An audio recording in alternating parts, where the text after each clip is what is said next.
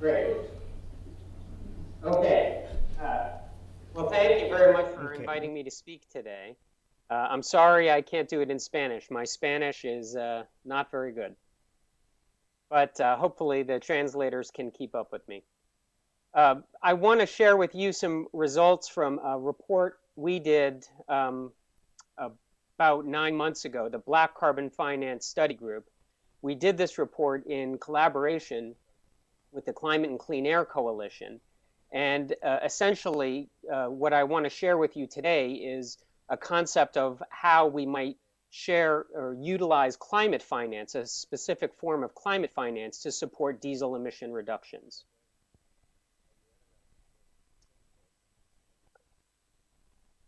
So I want to begin with just one slide of background, and then we'll talk about the report. The question is, why would we finance black carbon emissions reductions? Black carbon, which is a chief component of diesel emission exhaust, is a short-lived climate pollutant. So it has very strong, very potent impacts on the climate system, but over a very brief period of time, much shorter times relative to carbon dioxide and other greenhouse gases. So there's an opportunity to reduce black carbon emissions and have an immediate effect on our climate system, slowing the rate of warming. Because black carbon doesn't behave like greenhouse gases, like CO2, the approaches to financing also need to be somewhat different.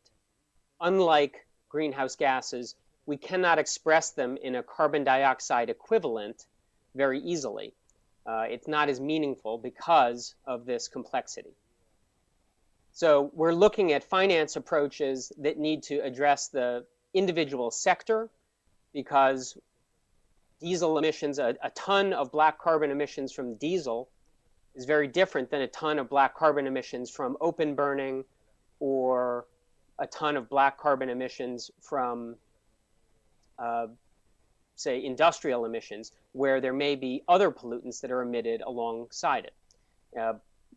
Diesel emission black carbon is much higher in its ratio of black carbon to total carbon. So it's easier to finance a diesel emission reduction project because you're not emitting organic carbon that may offset a portion of the black carbon warming. Also, the geographic location is important. A ton of black carbon from a place like Mongolia or Kazakhstan is very different than a ton of black carbon emitted in a place like Mexico or Brazil, because in northern climates, the black carbon can settle on snow and ice and enhance melting. This may be important in Latin America, in a place like Peru, very close to the Andes, where it settles on glaciers. But there is this geographic specificity. So despite this complexity, we already know enough about black carbon emissions and the interventions that can reduce black carbon emissions that there are a number of places where finance that would invest in interventions to reduce black carbon emissions can be quite effective. Diesel emissions is one of those areas. So let me talk for a minute now about this report. I mentioned it was done in collaboration with the Climate and Clean Air Coalition. This group includes 49 countries, 16 intergovernmental organizations, including the World Bank, World Health Organization, and others, and 44 non-governmental organizations.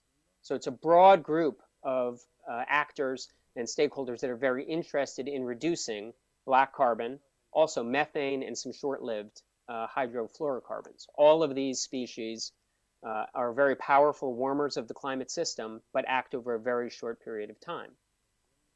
So at this group's high-level assembly in 2013, the group asked the World Bank to lead a study of financial interventions, financial mechanisms that could speed the reduction of short-lived climate pollutants, and black carbon in particular, through interventions that were appropriate. So we brought together 43 international experts, those with experience in the science, those with experience in policy, and some financiers. And we looked at various approaches for scaling up finance to help interventions like diesel emission reductions open burning, cook stove emission reductions, where black carbon rich sources might be targeted. Let me briefly talk about the findings of this study, and then I'll come back and talk about diesel in particular, because I know that's this audience's interest. Sure enough, when we looked into this, we found that black carbon abatement is very important in slowing the rate of warming and improving public health in the near term. Over the next decade or 2 decades, we found that reducing black carbon emissions could significantly slow the rate of warming and maybe half a degree by 2050. And that by undertaking these interventions that would reduce black carbon, we also could improve air quality and improve public health. Many of the measures that would get us there are within reach, but they're not being financed to their full potential. Diesel is one example. We also found that the finance does need to be customized, as I mentioned, for specific sectors. The way you would finance a diesel reduction project is very different than the way you would finance a reduction in open burning or agricultural burning. The way you would finance those is different than how you would finance a small to medium enterprise utilizing brick kilns that emit a lot of black carbon. So we have to be very sector specific, I think, in identifying finance mechanisms, and also need to pay attention to the unique situation of each sector in terms of co-emissions. Finally, we found that there are a number of existing funds out there that are able to support black carbon reduction interventions. In some cases, it's clean energy funds, other places there are green cities funds, and they could finance many of the interventions we're talking about, but they may not have a specific mandate to address black carbon. And so they may lack tools to measure the benefit they would be getting from some of these interventions, or they may need to express the benefits in a different way. And our takeaway from the whole report was that we need to raise awareness of the importance of this issue. We need to improve performance measurement approaches, essentially identify metrics by which we can demonstrate the benefits of these interventions, and then use that information to direct new and existing financial flows towards these technologies. So let me come back to 2 sectors in particular that we took a special focus on. One of these focuses was on residential cooking, clean cook stoves. Cook stoves are a significant source of black carbon emissions, but we found that for cook stoves, market-based solutions often could be utilized to significantly scale up finance, that essentially there were problems with supply chains, supply chains not adequate to support private markets, and the distribution of cook stoves were a hindrance, but that if financial incentives could be applied, the private sector could carry this financing solution forward. This was very different from diesel. What the experts found when we looked at diesel examples of successful diesel emissions reduction, what we found is that with respect to black carbon specifically, not necessarily fuel efficiency, but with respect to black carbon, it was very important that there be some kind of regulatory driver, that the policy context was very important for allowing these interventions, finance mechanisms that would reduce black carbon to proceed. That the role of finance for reducing black carbon emissions was to accelerate the early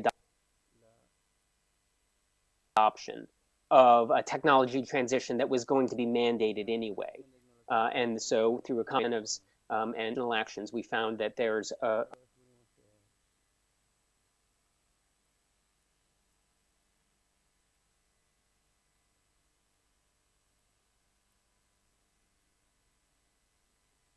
large role.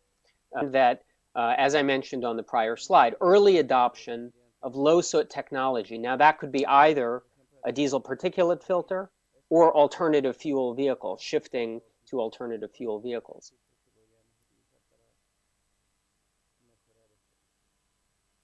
That could be achieved through or to support the cost of adding a DF during another intervention like a fuel efficiency upgrade. But we also found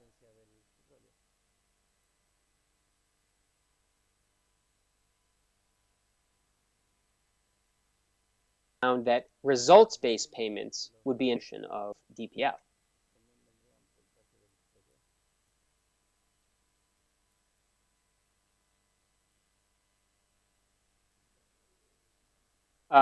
Also, regulatory change. It's very difficult to motivate private sector action on black carbon without some regulatory context for improving the performance. So what I want to do now is go through an example. This was a hypothetical cascade scheme that we developed. And sorry, it looks like the overlap, hopefully you can set. We just put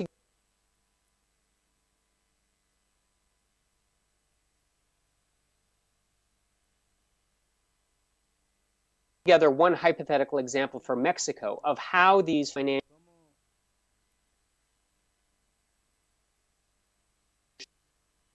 their average truck is about 25 years old. However, the large fleets tend to be much newer, maybe 5 to 10 years old. The smaller owner-operator tended to have trucks that were much older, much dirtier, maybe 28 years old. So the scheme that we put together as a hypothetical example was a voluntary program whereby large fleet owners could be incented, could provide a financial incentive for large fleet owners using concessional finance, perhaps a more attractive discount rate to lend them money to upgrade their trucks, their fleet trucks, before the required date. And if they took advantage of this concessional finance and upgraded early to either a truck that was equipped with a DPF or an alternate fuel truck, this would be provided through a revolving fund. And the revolving fund would then allow this finance to be given in exchange for the 5 to 10 year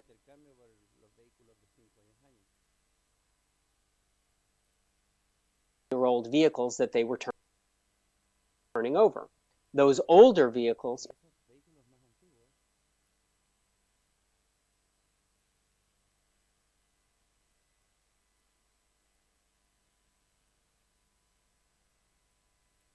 old, dirty, belching, smoke truck, individual owner may be operating today would be replaced with a 5 to 10 year old vehicle. It's not brand new, but it may be much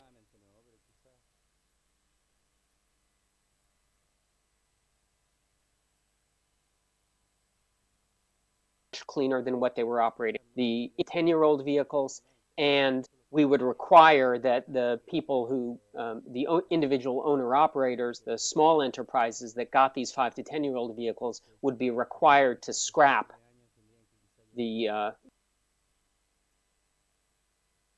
very old, say, 20 to 28 vehicles. We also included in this hypothetical program a results-based incentive scheme to ensure that maintenance was maintained on the diesel particulate filters. So a cash-based payment, some of their loan repayment could be accommodated, or tax exoneration. There are a number of different finance mechanisms that could be used to reward both the fleet operators and the individual owner-operators to maintain a 6-month or a 1-year maintenance schedule on their diesel particulate filter to regenerate the catalyst so that it continues to operate at high efficiency. How do we get there? I mean, this sounds like a wonderful, ambitious scheme to allow fleets to turn over and for the newer vehicles to replace older vehicles all the way down the line. What we found is that this would be most effective in the context of national regulatory requirements. So it does require some political will. We need to target those countries or those jurisdictions where change is already happening, where ultra-low sulfur diesel is being introduced to enable more stringent regulations and the shift from Euro 3 to Euro 4 to Euro 5. But in that context, we found that these particular set of incentives could be very effective. We also wanted to acknowledge that a country or jurisdiction could adopt an individual piece, maybe only the fleet replacement, or only the scrappage program, or just the results-based finance maintenance program. But that hopefully people would understand that these three components work best together. But if not possible, you could target one of these aspects individually. We felt that establishing a national finance authority to coordinate these voluntary programs across many cities might be very useful in several situations. And finally, we also pointed out that readiness grants might be appropriate to support the development of this kind of a program at the national level. So maybe a small grant could be given to a country who's thinking about developing this kind of scheme so that they can, study the problem, establish the National Finance Authority, put in place the structures needed, the institutional support needed to make this happen. So that's the example, and then I'll just end on a few of the actionable next steps that came out of the report. So this was not necessarily specific to the diesel, but all black carbon reduction. Performance measurement is key. We are now seeking to try and follow up on the recommendations of this report by piloting some of the methodologies for demonstrating not only what is the black carbon emissions reduction from a given intervention. So for example, in the diesel case, 0.5, and what fraction of that PM 2.5 is black carbon, but how does that translate into health benefits? And how does that translate into an improvement in climate over the next decade or two? Those metrics are not yet as firmly established, so we need to do some work there. It was also felt that landscape analysis is urgently needed to really look at all of the sources of climate finance, health finance, other development finance that might be utilized to support these types of interventions. As we mentioned in the diesel instance, there are funds out there for improving the fuel efficiency of diesel, looking at urban, green cities funds. Some of those funds could be tapped to look at this kind of intervention if we can demonstrate the benefits in a more straightforward means. And finally, sector by sector project pipeline analysis to really speed and scale the reduction of black carbon emissions. It was felt that we could really start listing all the municipalities, all of the where bus fleets need to be turned over, identify jurisdictions where ultra-low sulfur diesel is being introduced, where they're ready for this kind of finance, this kind of intervention to take place, so that once we identify the funds, we can easily start matching up the landscape analysis to the pipeline analysis and make finance flow, help finance flow. So that's all the comments that I have today. Hopefully people could hear me okay, and I'd be happy to take questions if I can hear them.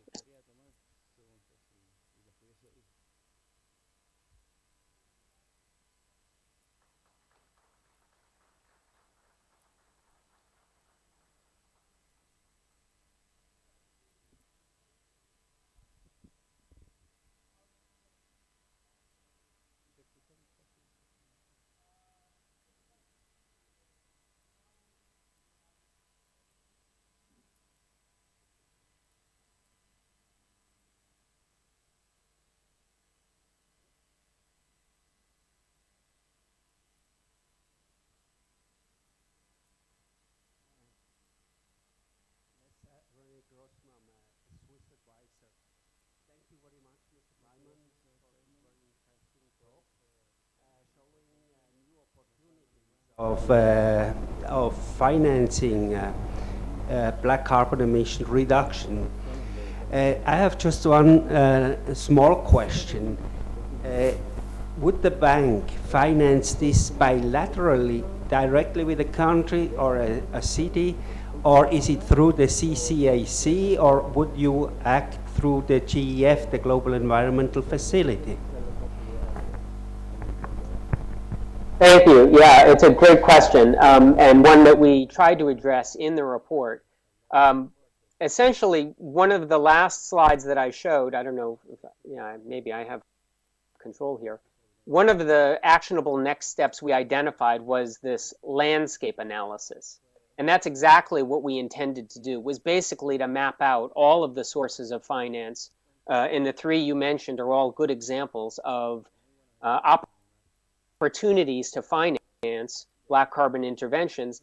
Many of the sources of finance are dedicated towards one development objective or another, but they don't necessarily target black carbon as the intended benefit that these finance channels have been established to support. So all of those things I think are possible, but I think to make finance happen at scale, we need to do a better job of making my constituents within the World Bank aware of the benefits, the climate benefits and the health benefits of reducing black carbon emissions from diesel.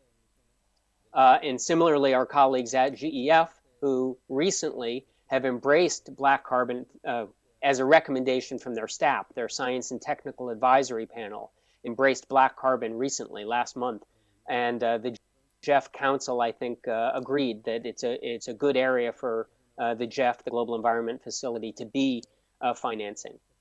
So I think, as we raise awareness about this issue, we need to go back and work with our donors to make sure they understand the importance of this issue so that the funds that we have available now can be applied and used to scale up finance in these areas. There's nothing really standing in the way right now of putting these funds to work other than, I think, a lack of awareness. And as we mentioned, some of these specific funds have a mandate, and maybe the mandate is for energy efficiency rather than black carbon. So helping them to understand that you get energy efficiency and black carbon improvements through a well-designed intervention is a way to perhaps make that happen. So yeah, I think there's really, we're focused now on conducting these landscape analyses, trying to identify the pilot projects where it could happen and demonstrate the performance in terms of multiple benefits so that we can make this start happening. Because in speaking to several donors and several finance facilities, they acknowledge that there's no reason they can't start financing this stuff now.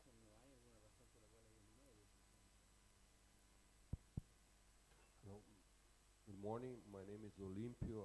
I come from São Paulo, and we have big fleets, diesel fleets in Brazil, in many big cities with very polluting vehicles, high-emitting vehicles, and we have no verification, periodic verification of the vehicle emissions in Brazil. So the problem is very harsh. And so we are trying to convince decision makers to implement filters like Santiago, like Bogota, etc. And it's difficult, the conversation is difficult. And one reason to implement the filter is to reduce the mortality and morbidity produced by particulate matter. And another is the black carbon effect over the climate change. I would like to know if you have some means, certified means or approved means to calculate the equivalent CO2 emissions of black carbon to add to our... Thanks. Yeah, that was... yeah, I think it's very important that you definitely demonstrate the benefits of both the health benefits as well as the climate benefits of reducing black carbon emissions. And there was some... there were varied opinions on that amongst our expert group, whether the climate benefits should be expressed in CO2 equivalent or specifically not expressed in a CO2 equivalent. It's critical for the long-term stabilization of our climate that we reduce carbon, CO2, and long-lived greenhouse gases, because they will stay in the atmosphere for hundreds, if not thousands of years. And so there is some concern on the part of many donors that if you make black carbon emissions reductions, which definitely has a climate benefit, but a climate benefit over the next decade or two, if you make that fungible, if you make that equivalent to carbon dioxide, it might reduce some of the pressure to reduce CO2. So many of the experts on the expert group felt that it would be better to establish a separate metric, a separate way of expressing temperature potential,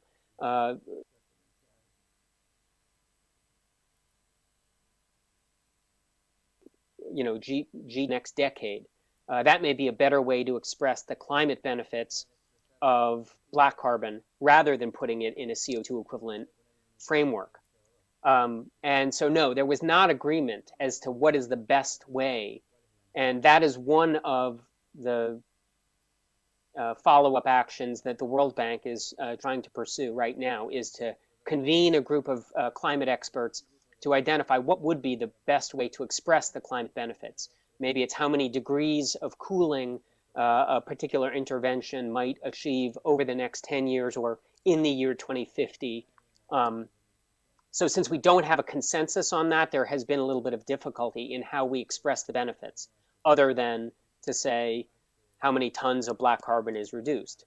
And it's a little bit less satisfying to just state how much emission reduction you achieve without translating that into the health benefits or into the climate benefits. So we are working very hard to come up with a consensus position on how best to express those benefits, because we recognize that that is a very powerful argument for decision makers to see what the actual benefits will be.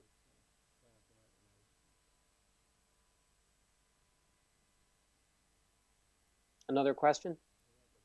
Good morning. My name is Bob Fraser. I work in an emission control company. My question is very similar to the last one, and is more related to when will we have some hopefully quantified basis for which we can measure the carbon intensity of emissions levels. Because I've heard numbers of equivalency of 2,000, 3,000, even as high as 60,000. So I think I'm very confused as to how we can quantify the benefits, even though we understand that there are huge benefits. Thank you.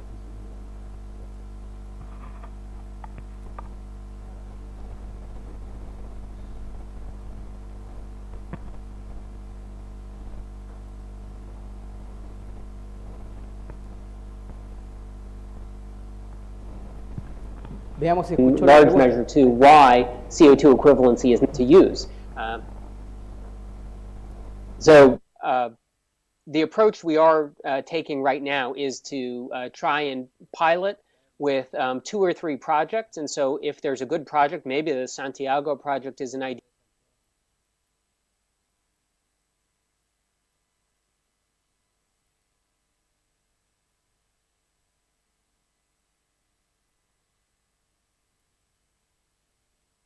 One for us to partner atmospheric that could help us do the quantification, and we could express it in a number of different metrics. And then using these pilot projects, we would try to convene a group of stakeholders, some of the financiers and experts that we had on our prior expert panel, climate scientists, and really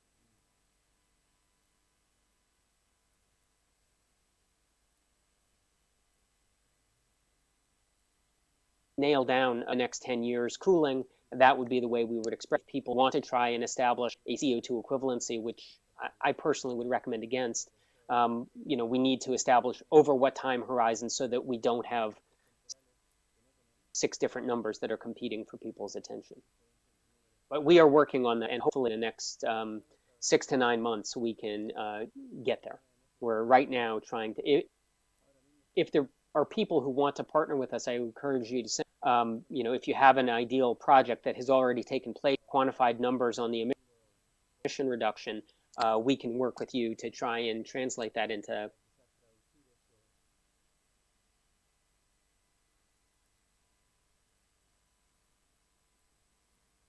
report on the good work that's been done there.